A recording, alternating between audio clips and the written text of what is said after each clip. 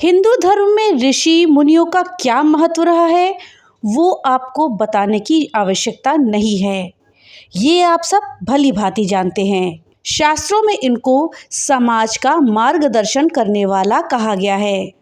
अपने ज्ञान और साधना से ये सदैव समाज का कल्याण करते आए हैं। आमतौर पर हम इन्हें एक दूसरे के पर्यायवाची मानते हैं, लेकिन इन सब में भी अंतर है। अर्थात ऋषि, मुनि, साधु और सन्यासी, इन सब में भी अंतर होता है। इन सब में क्या अंतर है, आज इस वीडियो में हम इसी विषय में जानेंगे। इस जानकारी के लिए वीडियो में हमारे साथ अंत तक बने रहिएगा, जिससे कि आपको सही और सटीक जानकारी प्राप्त हो पाए। दोस्तों, भारत की भूमि को तापों की भूमि भी कहा जाता है। ज्ञान की गंगा यहाँ से लगातार बहती रहती है। यहाँ पर ऐसे तमाम उदाहरण मिल जाते हैं जो इस बात को प्रमाणित करते हैं। प्राचीन काल से ही ऋषि मुनियों का बहुत महत्व रहा है। ऋषि मुनि समाज के पथ प्रदर्शक माने जाते हैं और वो अपने ज्ञान और साधना से हमेशा ही लोगों और समाज का कल्याण करते आए हैं। आज भी वनों में या किसी तीर्थ स्थलों पर हम कई साधुओं को देख सकते हैं। धर्म कर्म में हमेशा लीन रहने वाले इस समाज के लोगों को ऋषि, मुनि, साधु और सन्यासी कई नामों से पुकारते हैं। ये हमेशा तपस्या, साधना, मनन के द्वारा अपने ज्ञान को अर्जित करते हैं। ये प्रायः भौतिक सुखों का त्याग करते हैं। हालांकि कुछ ऋषि गृहस्थ जीवन भी बिताते हैं। तो चलिए जानते हैं कि ऋषि, मुनि, साधु और सन्यासी कौन होते हैं और इन सब में क्या अंतर है। आइए सबसे पहले हम ऋषियों के विषय में जानते हैं कि आखिर ऋषि कौन होते हैं। ऋषि इस शब्द के विषय में पाश्चात्य वैज्ञानिकों ने कहा है कि ऋषि वो है जो रिसर्च अर्थात शोध करता है। रिसर्च शब्द ही संस्कृत शब्द ऋषि से निकला है। ऋषि शब्द ऋष मूल से उत्पन्न हुआ है, जिसका अर्थ होता है देखना। इसे श्रुति ग्रंथों का अध्ययन और स्मृति ग्रंथों की रचना और शोध करने के लिए जाना जाता है। साधारण शब्दों में कहें तो वैसे व्यक्ति जिन्होंने अपनी विशिष्ट और विलक्षण एकाग्रता के बल पर वैदिक परंपरा का अध्ययन किया है, विलक्षण शब्दों के दर्शन किए, उनके गूढ़ अर्थों को समझा और प्राणी मात्र के कल्याण के लिए उस ज्ञान को लिखित रूप दिया, वो ऋषि कहलाए। ऋषियों के लिए कहा गया है, ऋषि तू मंत्र दृष्टारा न तू कर्तारः। अर्थात ऋषि मंत्र को देखने वाले हैं, न कि उस मंत्र की रचना करने वाले। किंतु जिन ऋषियों ने स्वयं ऋचाओं की रचना करी, वही महर्षि अर्थात महान ऋषि कहलाए। इन्हें आविष्कारक के रूप में भी जाना जाता है। ऋषियों के संबंध में मान्यता थी कि वो अपने योग से परमात्मा को उपलब्ध हो जाते थे और जड़ के साथ साथ चैतन्य को भी देखने में समर्थ होते थे। वो भौतिक पदार्थ के साथ साथ उसके पीछे छिपी ऊर्जा को भी देखने में सक्षम थे। ऋषि वैदिक संस्कृत भाषा से उत्पन्न शब्द माना जाता है, अतः ये शब्द वैदिक परंपरा का बोध कराता है, जिसमें एक ऋषि को सर्वोच्च माना जाता है। अर्थात ऋषि का स्थान तपस्वी और योगी से श्रेष्ठ होता है। दोस्तों, ऋषि 7 प्रकार के होते हैं: ब्रह्म ऋषि, देव ऋषि, महर्षि, परम ऋषि, कांड ऋषि, श्रुत ऋषि और राज ऋषि। पुराणों में सप्त ऋषियों का केतु, पुलह, पुलत्स्य, अत्रि, अंगिरा, वशिष्ठ और भृगु का वर्णन है।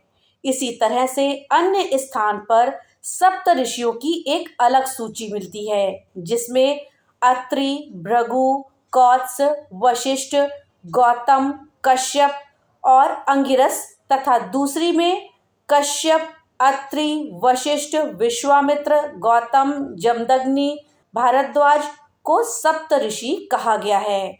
दोस्तों, ये थी जानकारी ऋषि के विषय में। अब आइए जानते हैं मुनि के विषय में। दोस्तों, मुनि के विषय में जानने से पहले आपसे एक छोटी सी रिक्वेस्ट है कि अगर अभी तक आपने वीडियो को लाइक नहीं किया है तो कृपया वीडियो को लाइक कर दें और ज़्यादा से ज़्यादा शेयर करें, जिससे कि ये जानकारी अधिकतर लोगों तक पहुंच पाए। और हाँ, अगर चैनल पे पहली बार आए हैं तो कृपया चैनल को सब्सक्राइब कर दें और बेल आइकन दबाना ना भूलें, जिससे कि मेरी वीडियो सबसे पहले आप तक पहुंच सके। तो चलिए वीडियो में आगे बढ़ते हैं और जानते हैं कि मुनि कौन होते हैं। मुनि भी एक तरह के ऋषि ही होते हैं, किंतु उनमें राग देश का अभाव होता है। भगवत गीता में मुनियों के बारे में कहा गया है, जिनका चित्त दुख से उद्विग्न नहीं होता, जो सुख की इच्छा नहीं करते और जो राग भय और क्रोध से रहित होते हैं। ऐसे निश्चल बुद्धि वाले संत मुनि कहलाते हैं। मुनि शब्द मौनी यानी शांत या ना बोलने वाले से निकला है। ऐसे ऋषि जो एक विशेष अवधि के लिए मौन या बहुत कम बोलने का शपथ लेते हैं, उन्हें मुनि कहा जाता है। प्राचीन काल में मौन को एक साधना या तपस्या के रूप में माना गया है। बहुत से ऋषि इस साधना को करते थे और मौन रहते थे।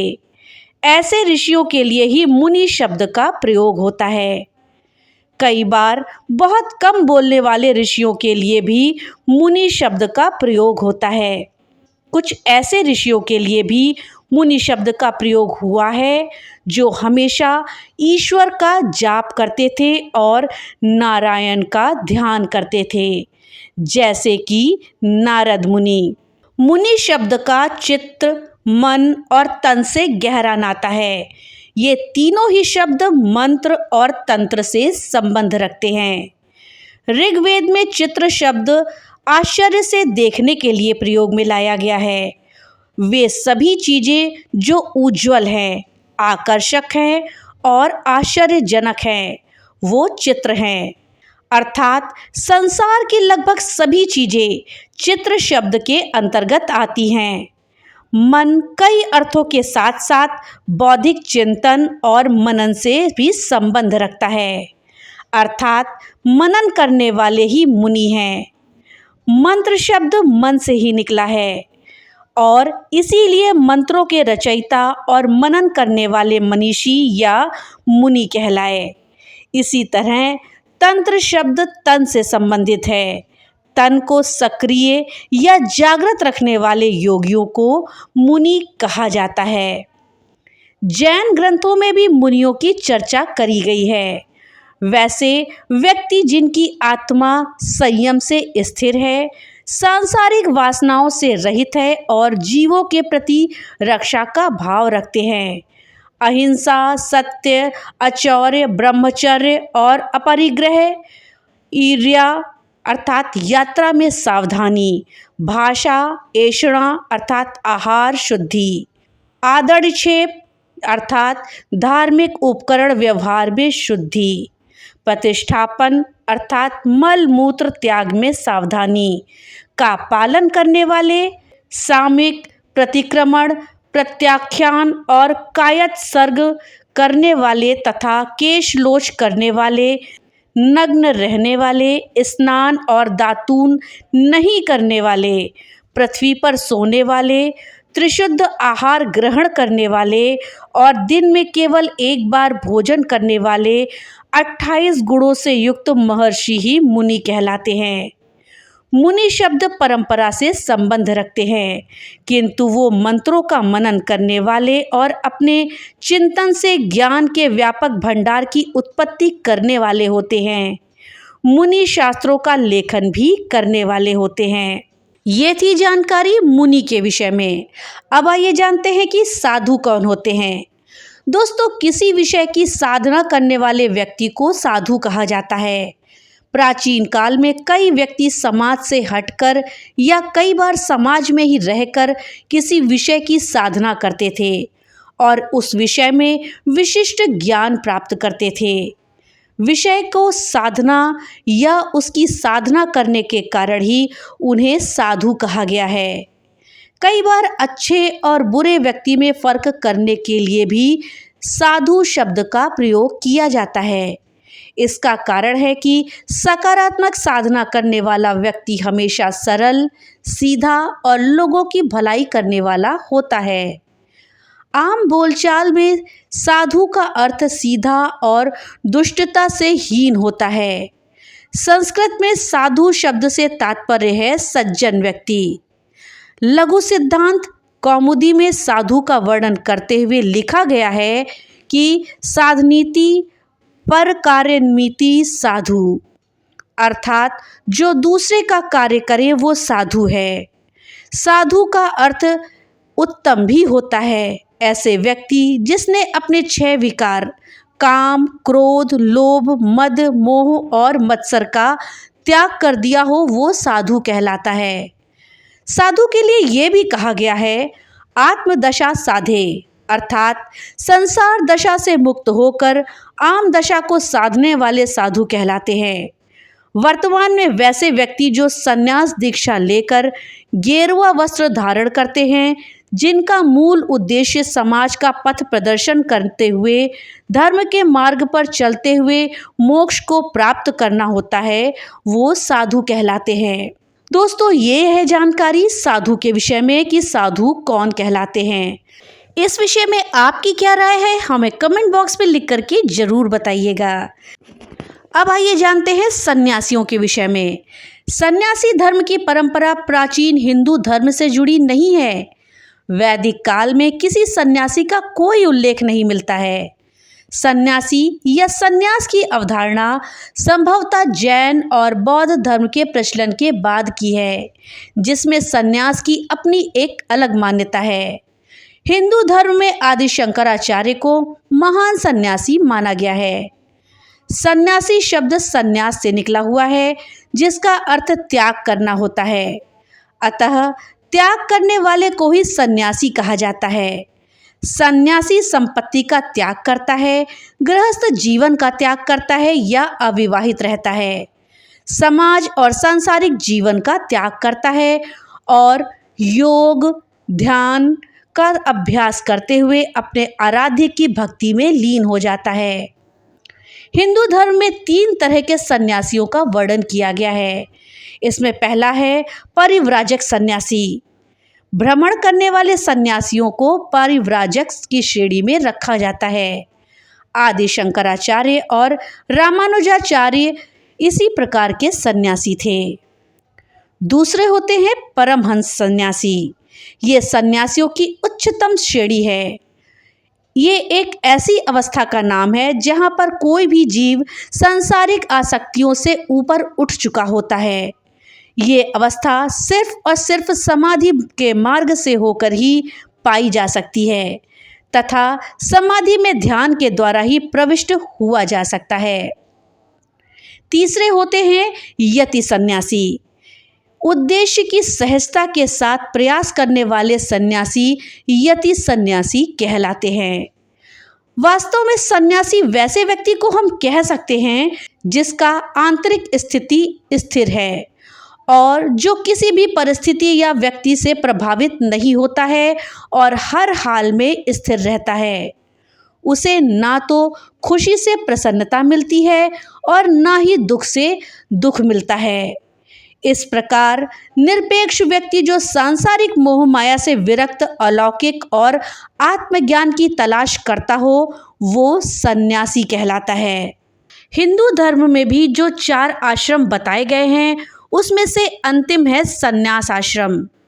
दोस्तों, इस हिसाब से कोई भी व्यक्ति जो पहले 3 आश्रमों ब्रह्मचर्य, गृहस्थ और वानप्रस्थ से गुजरता हुआ अंतिम सन्यास आश्रम में प्रवेश करता है वो सन्यासी कहलाता है। हिंदू धर्म में ऋषि मुनि साधु संत के अलावा तपस्वी महात्मा संत और योगी भी होते हैं। आइए इनके विषय में भी संक्षेप में जानते हैं। दोस्तों, जो तप अर्थात तपस्या करते हैं वो तपस्वी कहलाते हैं। तप का अर्थ होता है ऊष्मा। किसी एक लक्ष्य की प्राप्ति के लिए जो व्यक्ति स्वयं के शरीर को कष्ट देकर ईश्वर की साधना में लिप्त रहते हैं, उन्हें ही तपस्वी कहा जाता है। शारीरिक कष्ट का अर्थ कुछ भी हो सकता है, जैसे भोजन और पानी का सेवन कम या फिर समाप्त कर देना। तपस्या करने में लक्ष्य का बड़ा महत्व होता है। अब आते हैं योगी की बारी। दोस्तों, जो योग करे वो योगी कहलाता है। योग शिखा उपनिषद में 2 प्रकार के योगियों का वर्णन आता है। पहले वो जो विभिन्न योग तकनीकों के माध्यम से सूर्य में प्रवेश करते हैं, और दूसरे वो जो योग के माध्यम से सुषुम्ना नाड़ी तक पहुंच जाते हैं और अमृत का सेवन करते हैं। अब जानते हैं कि संत कौन होते हैं। दोस्तों, संत के विषय में कहा गया है कि जो शांत हैं वो संत हैं। यहाँ शांत केवल वाणी के द्वारा नहीं, बल्कि हर स्थिति में शांत रहने को कहा गया है। अर्थात ऐसे व्यक्ति जिसका नियंत्रण अपनी वाणी पर है, मन पर है, और जो लालसा से मुक्त है, जिसका अपनी भूख और प्यास पर नियंत्रण है, जो इच्छाओं से रहित है, वही संत है। दोस्तों, महात्मा की कोई विशेष श्रेणी नहीं होती है। ऐसा कोई भी व्यक्ति जो अपने ज्ञान और कर्मों के द्वारा साधारण मनुष्यों से ऊपर उठ जाए, वो महात्मा कहलाता है, अर्थात महान आत्मा। इनका सन्यासी अथवा साधु होना आवश्यक नहीं है। एक व्यक्ति जो गृहस्थ जीवन में भी उच्च आदर्श का प्रदर्शन करता है, वो भी महात्मा ही कहलाता है। मनुष्य का ऋषि मुनि इत्यादि बनना तो कठिन है, किंतु वो अपने संयम, आदर्श और आचरण से महात्मा अवश्य बन सकता है। दोस्तों, ऋषि मुनि, साधु, सन्यासी, संत, महात्मा सभी धर्म के प्रति समर्पित जन होते हैं, जो सांसारिक मोह के बंधन से दूर समाज के कल्याण के लिए निरंतर अपने ज्ञान को अर्जित करते हैं और ब्रह्म ज्ञान की प्राप्ति हेतु तपस्या, साधना, मनन इत्यादि करते हैं। तो दोस्तों, ये थी जानकारी साधु, सन्यासी, संत, महात्मा के विषय में कि आखिर ये कौन होते हैं, इनके क्या काम होते हैं। दोस्तों, आपको जानकारी कैसी लगी हमें कमेंट बॉक्स में लिख करके ज़रूर बताइएगा। तो मिलते हैं अगली नई वीडियो के साथ। तब तक के लिए राधे राधे।